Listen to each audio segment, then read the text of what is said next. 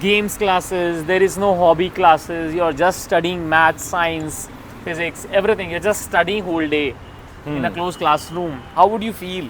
I would be depressed, but I won't know that I'm depressed because I'm a kid. Exactly. So that's what happens with the adults as well. These are the modern classrooms, your workplace. You're in a closed environment, working day in and out. You think you have an option that you are free to do whatever you want, but you're stuck in the box, that office, the job, that commute.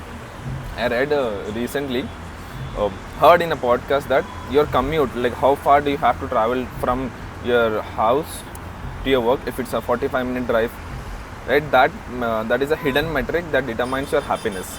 So people, like, they, for good pay, they travel far, but if it's 1 hour it's taking from your time, that 1 hour you could be spending with your family, with your kids, whatever, could be pursuing your hobby, and that would increase your happiness. But they would rather choose lack of peace, and then exchange it with money, and they would I have money, why do I still feel this? Yeah, so that's what I recently read in a book called Molecule of More, which says about, if you put in why to every single human question, why are you working? Then you give an answer, and then again if I ask you why. So if you keep putting why after every answer of yours, eventually 99.9% of the time every human answer will eventually come to a single answer, that is happiness. Yeah. But people often get confused with happiness, and they think there is only one hormone or there is only one feeling of happiness, that is pleasure, which is linked with another thing called dopamine. Yeah. But when people forget, there are 4 more hormones which are linked to pleasure, or not pleasure, that happiness that we are actually seeking for. Right? That is your oxytocin, your serotonin, endorphin, cannabinoids. Yeah. Right? So people often just get too deep, lost in seeking pleasure from dopamine, that they forget the actual happiness from these here and now neurotransmitters. They say it HNN neurotransmitters. HNN, here and now neurotransmitters. Okay. Like, you might feel happy and you might experience pleasure ordering a dress for you, doing online shopping, ordering it. That is pleasure. Yeah. But is it important you actually would like it when it comes? Would you actually be happy when it comes? Not necessary, right? Changes, your state of mind would be different. Yeah. So dopamine is more associated with wanting. Yeah. Not necessarily liking. Liking or needing also. Right. So that's how the difference is. For liking, there has to be here and now neurotransmitters involved. You need to have serotonin, you need to have oxytocin, you need to have cannabinoids, you need to have endorphins. Right. So that is when people experience real happiness from their small day-to-day life movements, like sitting in the sun, talking to friends. What is that doing? That is releasing endorphin, oxytocin, serotonin, or doing exercise, going out for a walk, playing with a pet, doing meditation or breath work, singing, dancing. So again, we'll go back to your childhood. No matter how badly you sing, you can. Anybody can sing, but just make sure that if you are how a bad you see singer, people, uncles laughing in the park, ha ha ha ha. So even if you fake laughter, your body will still make those happy chemicals, endorphins. Your body will still make them. Right.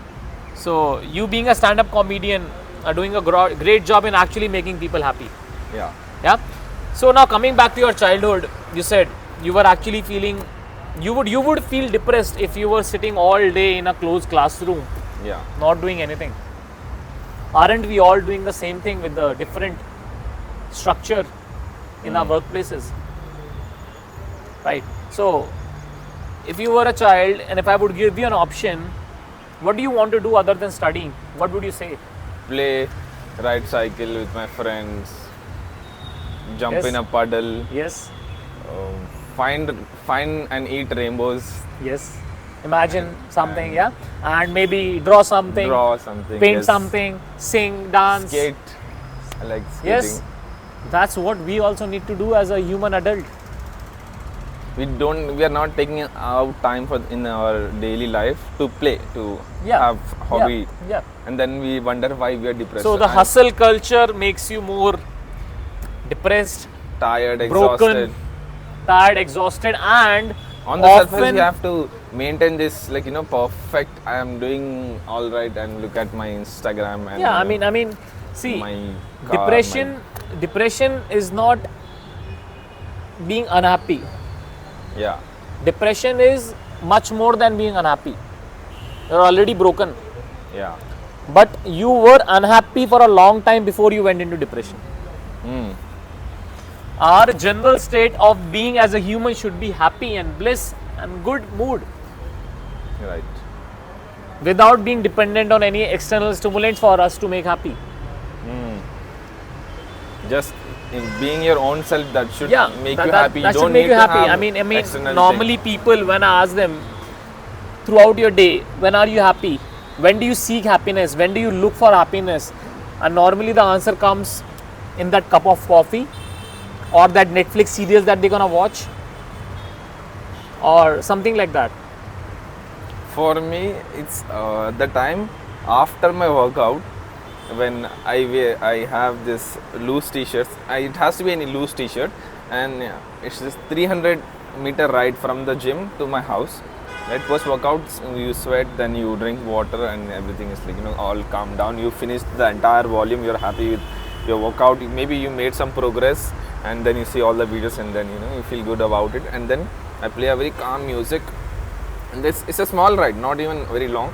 Small ride that is a different happiness. Like that it has a different space for me in terms of it's very nice, blissful. So, but I didn't ask you, what is the topic of our conversation today? Happiness, Stress management. stress management, More happiness. people more relate with stress management. So yeah, see, we are getting stressed continuously. There are stress triggers around us, no matter how happy job we are doing, because world is not perfect, Yeah, and world was never perfect. At the Correct. time, we were hunter gatherers at a time, and there was stress trigger at that time. A person would go out in a jungle and suddenly he would encounter a lion or a tiger, and then he would get so much stressed that if now we modern humans go out in a jungle and see a real life tiger or leopard, we would even get a panic attack and we would collapse at that moment. But they were so strong with their stress management that they would. naturally, after having an encounter with a lion or a leopard, they would go back to their cave, Wow. sit with people, socialize, eat, and then you know what they did? Paint that on caves. That's how you see those cave paintings. I That's saw- their way of dealing with the stress, relieving that stress. But what are we doing now? Either we are going for a cigarette Yeah. or drugs or any other stimulant, which is looks like is decreasing our stress, but inside it is getting us more stressed. Our cortisol is getting more elevated. We are getting more stressed from that, because once it wears off, we feel more stressed and broken. You're back to the same stress. You're back to the same, but even worse. Yeah. So Looks like a temporary solution, but it's not. temporary high, like a fake high. What should be the better techniques? What would you imagine as a child? If I want to imagine as a child, after being in a closed room, After being stressed, after encountering a stress trigger. first I will cry. Yeah, that is a very natural and a good I will emotion. cry first, then I would get hungry. Yeah, even small kids, if you see them naturally, when they are not taught anything about the society, when they are stressed, when they have experienced trauma and stress, they'll cry. Yeah. They'll even shake like this. Yeah. Even dogs, when they have any fight, after the fight, they Yeah. Shiver.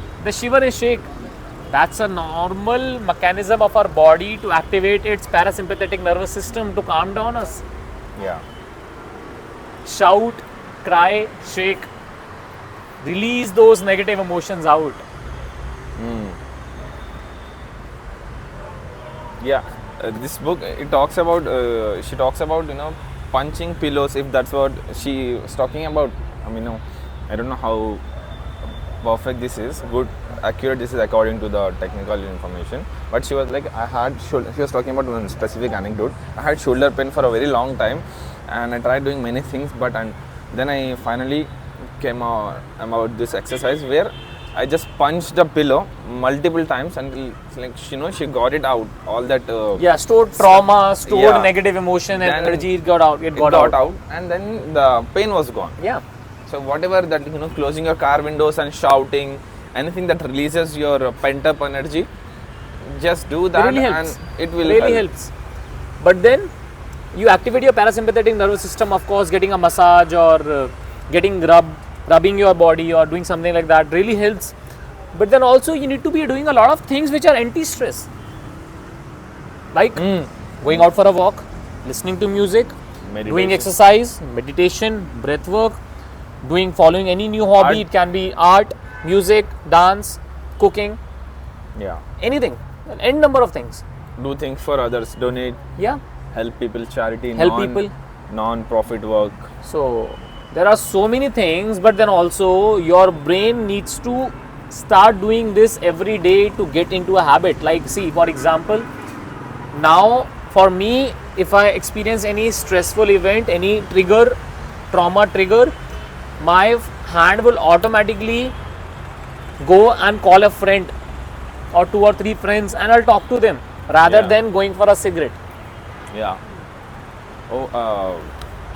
So this guy called Chris William, he has one of the best podcasts, and it's growing very rapidly. Joe Rogan, Joe Rogan, he has like his biggest podcast, but Chris Williamson, the way he does, Joe Rogan, they'll have like personal conversation, whatever comes up, they just talk about, like just like two people. One is an expert, and he also has a very good system. But the way Chris does is, if you write a book, then he reads your book, then he like finds 9 to 10 best quotes, show notes is what he calls, and then he'll quote that thing. What did you mean by this? Like he'll ask each and every question, and it's all very composed, and you like if you are listening to it and doing something else and you miss one word, you lost something very important, like a gold, like literally, And he was talking about this. Men in 1990, men had 3% only men, 3% men in the world had close friends when they can call, like male friend, shouldn't be a female, male friend when they go through any stressful events. And it is important for men to have close friends, and 2 times a week right now, like that's a study. They should talk to their close male friends 2 times a week, where just like bond and stuff. Male has to be. But now, back in 1990, it was 3%, and that increase in the demand, like now depending on so many pressures on men, it has increased to something like 17 or 18%. That's how much we need men and men bonding. Because if you're not talking that out to someone like your close friend, what are you gonna do? You're gonna go on dating apps. How much journaling is a source, but how much will you do? Journaling is something like people find it too boring, and you don't get that into a day-to-day life habit. A habit is very important. I mean, I can tell you so many things, but if your brain is not used to doing that every day as a habit, you won't make that neuro pathways. But talking to your friends is already something you do, you enjoy. So that you're like a little more comfortable. There are more high chances you do that naturally, and you do it comfortably. Like, you have already made so many neuro pathways of stress management. Like, as soon as the stress comes, your hand will automatically go to that cigarette and you'll have it. Right. So we need to change those neuro pathways. It will take some time, of course, but definitely it can be done. There are so many things that you can do and change your neuro pathways to that.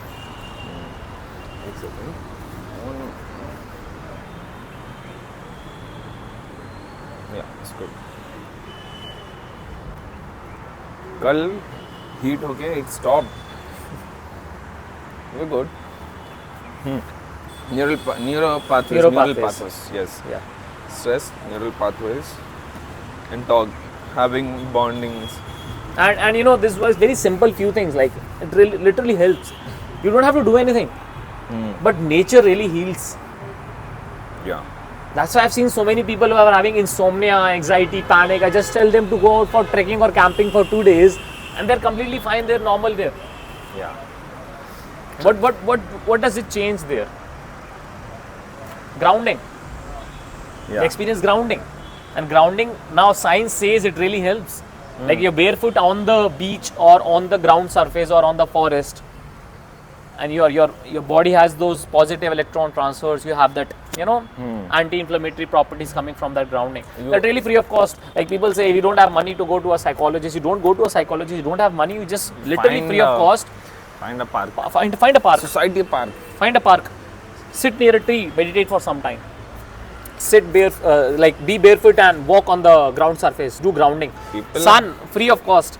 Yeah, just See wake sunrise, up. see sunset, spend time in the sun. It really boosts your serotonin like no other medicine can do.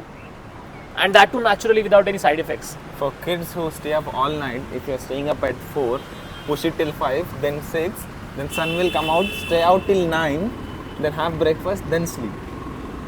So sunrise and sun is literally the most important. I recently put up a quote also, like I put up this story. So you either take your sun or you either take your antidepressants. Yeah, same like circles, both are circles, tablets. Yeah, you need to take either your sun or your antidepressant. You choose one. One has a lot of, like more than 100 benefits in your body, and one has a lot of side effects, which everyone knows and accept that this has side effects. Yeah. So you need to be out in the sun. Like we are currently out in the sun setting. We could be in a closed room in a fancy walls, but no, we are sitting out in the sun because we know the real benefits of the sun and we follow what we say. Also, if you have a studio setup will cost. Yeah. Very economical. This is very economical. Oh. And So sun, grounding, meditation, breath work, and food and another two things also. Like there are some fragrances. I know people say it in a fancy word aromatherapy, but it's not aromatherapy. Simple. I'll just tell you 4 things. You can choose any one of them. You can decide and take any one of them. Lavender is one. It's very beautiful for stress relief and mood upliftment. Citrus lemon, jasmine, and sandalwood. Very cheap, low cost, something that you can add in your day-to-day life. You want to put up a fragrance on your clothes, or you want to put it in an oil diffuser, or you want some real flowers and take it in your pocket. Do any one of these. It really helps in keeping your mood calm and stress relief. They have a huge stress relieving properties. Another one is greenery. If you just go and look into the color psychology, this green color and the sky blue color really helps you feel calm and positive. You know what is the opposite of that? What makes you angry and agitated? Red and black. Red and black, exactly. Although we are wearing black right now, but it is our profession, we are still around the green color and the sky, blue color really helps you keep calm. So you plant trees or keep plants around you as much as possible. It really helps you keep calm and relaxed. People want to stuff their houses with sofas. Yeah, no matter if you're living in a house with gold walls, trees would always be better and even look more premium than that. Yeah. And another one is very few people know this, but they all have experienced this sound of water. I see it's that very Buddha calming, statues. very relaxing. If you go and sit near a lake or river or waterfall, it's so relaxing for you because that's deep in our body through the evolution. That's very calming for our nervous system. Your brain goes back into that ancestral, that Yes, DNA, like yes, starts that is normal. activating. Like we are safe. We are with nature, in nature, and we are safe. We are not something around in an artificial environment. Yeah. So if you can get that in your home as well, anything which has little sound of water, very cost effective, and you don't have to do any hard work. You just change your environment. Don't be in a shitty environment and then expect your brain to be calm and relaxed. I saw this meme. What's the best advice that you would give to your 20-year-old, like somebody in his 20s? Invest in your room. That's your sanctuary. Yeah, that's the best place. Especially teenagers, they are literally messed up with their room. They are all scattered up with their clothes and everything. And then how can you expect your brain to be not scattered and overthink? You have organized. You have to keep it organized and clean. Organized desk is an organized mind. Yeah. I can close my eyes and tell you where my shoe is in which shelf in my room. So for teenagers, few simple things would be: get few plants, get some good fragrances, not the artificial one. Get some sandalwood or jasmine or lavender or lemon. Organize. Clean your room, organize your room, and sit idle for 10 minutes without any thought. Try to meditate. We mean try to meditate. It really helps. Okay. Yeah. Yeah. So I'll have a next session. I already have a session came up. That's it for today for stress management. We'll come back again soon. And See you yep. for the next